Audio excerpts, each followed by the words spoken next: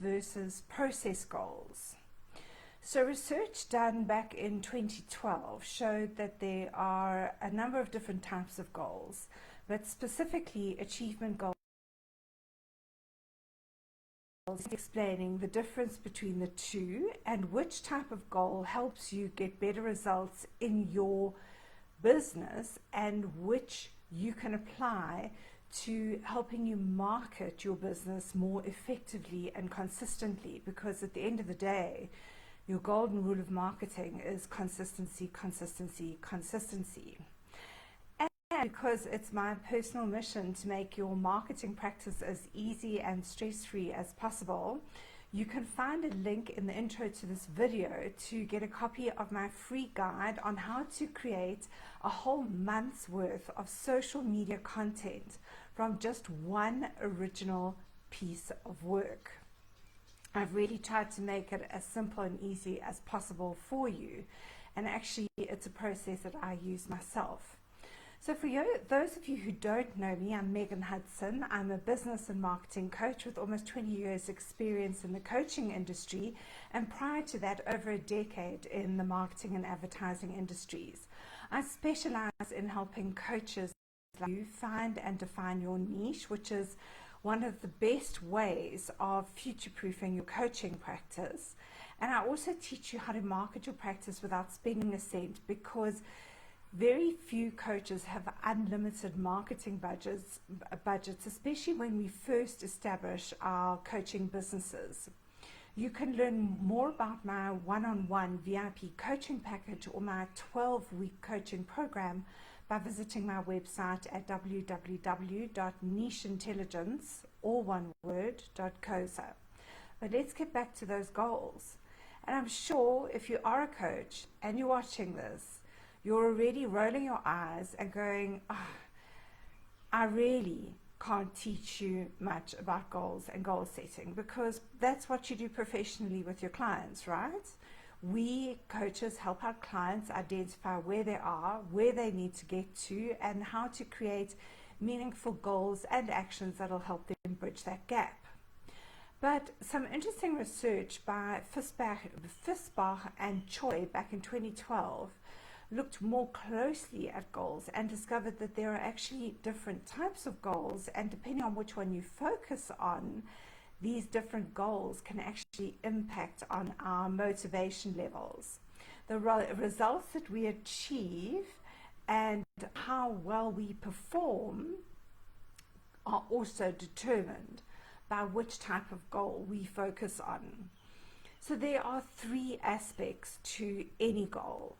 A goal that will, the first aspect is the fact that the goal will deliver some kind of value or increase value in a certain area.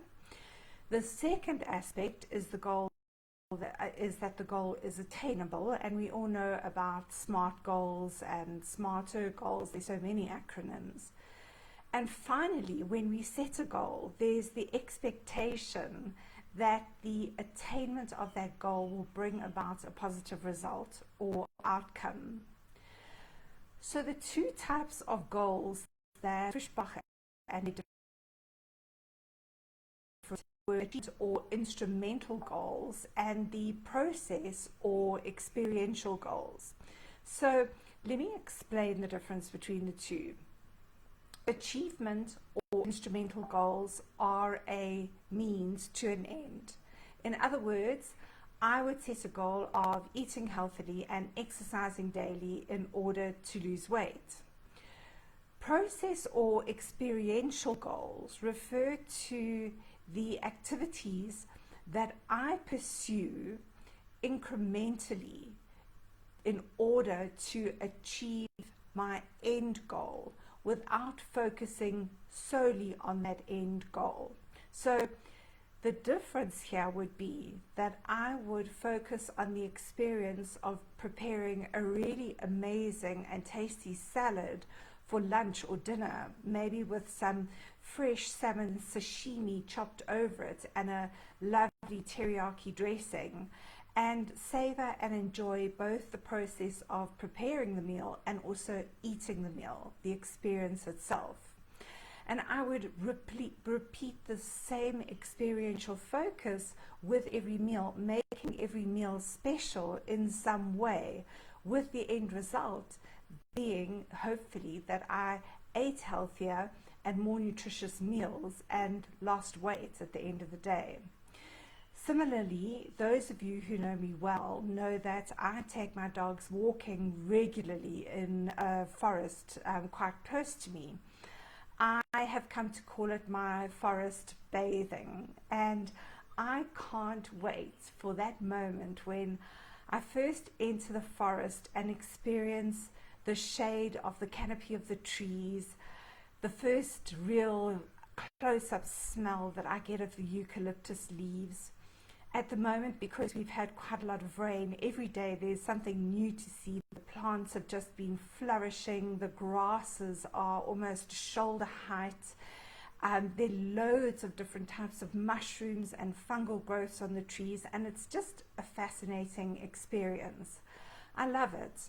I love watching my dogs just bounding around freely and smelling all the interesting smells. And for the period that I am walking on a path that I know really, really well now, I can just let my thoughts roam completely free without any kind of an agenda. And, you know, I can tell you that sometimes I don't think I'm thinking at all. I'm just being. And at the end of the day, on most of my walks, I cover somewhere in the region of about 8 kilometers. That's almost 5 miles, without feeling like I've ever exerted myself. So why am I telling you this personal story? Well, it ties back to the research, because the research has found that the group in the research study who focused on the process or experiential goals, they reported feeling energized and invigorated, more positive-minded and uplifted by their experiences and activities, and more motivated to go back for more, versus the group that focused on the achievement goals, who reported feeling drained. They felt as though they'd been put under pressure, they were tired, and they certainly hadn't found their activities refreshing or rejuvenating in any way. And what happened was that the second group, the ones who focused on the achievement goal or the end goal, they also didn't stick to their actions, their action plans quite as well. And they didn't stick to them as sustainably as the first group, and their results overall were quite significantly poorer. So let me now bring what I've been telling you back and relating it to the matter of your marketing and selling yourself as a coach. Yeah, I can hear you groaning, and I can picture you rolling your eyes and your face falling. I can't tell you how many coaches tell me that marketing is their absolute worst thing. They actually can't even face the thought. They don't know how to go about it. They find it intimidating, and they don't know where to start. And in fact, one of my current soapbox issues, but I do understand how much of a challenge marketing yourself can be. And I want to work with clients who are willing and motivated. So I'm not going to go chasing after people who just kind of put it out in a social setting. But what is at play here is that what could be referred to as when these people meet me, I could be referred to as a goal primer. I would be something that brings their goal of having to market themselves or sell themselves to mind. But as soon as the person is not with me or directly in contact with the goal primer, their motivation declines. And it's the same with deciding to get fit after you watch a marathon or some kind of sport on TV. In fact, there's actually a noticeable huge spike in gym memberships after the Olympics, because people get all inspired. They've been exposed to this primer in their environment where they've been watching Olympic events on TVs. But without that repeated exposure, their motivation tapers off, and eventually most of these people just let their gym contracts run from month to month without actually using them. So what we need to do is to put things in place that will keep us primed. So it's one thing to know that you have to do something. We all know that we've got to market ourselves in order to keep ourselves out there and to make sure that our businesses are sustainable and that we are always bringing new business in from the other end to replace contracts that might be coming to an end. But it's a completely different kettle of fish actually doing something about that. And many of us lose sight of keeping up the momentum of our marketing efforts, especially when times are good and we've got plenty of clients. And we only actually get primed again once our work starts drying up and we get desperate. And this is too late, because in my next video next week, I'm going to be talking about how much time it actually takes to secure a client and how much effort it actually takes. So what can we do to change our mindset and attitude? What can we do to prime ourselves on an ongoing basis to make sure that we are putting content out there that keeps us top of mind and ensures that we have got clients coming in on a regular basis? How can we make this process something that we enjoy?